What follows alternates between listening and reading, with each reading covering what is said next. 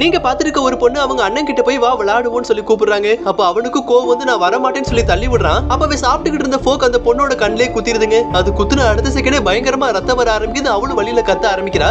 இதை பார்க்கவே அவங்க அம்மாவை ரொம்பவே பயந்து உடனே அந்த பொண்ணை ஹாஸ்பிட்டல் கூட்டு போயிடுறாங்க.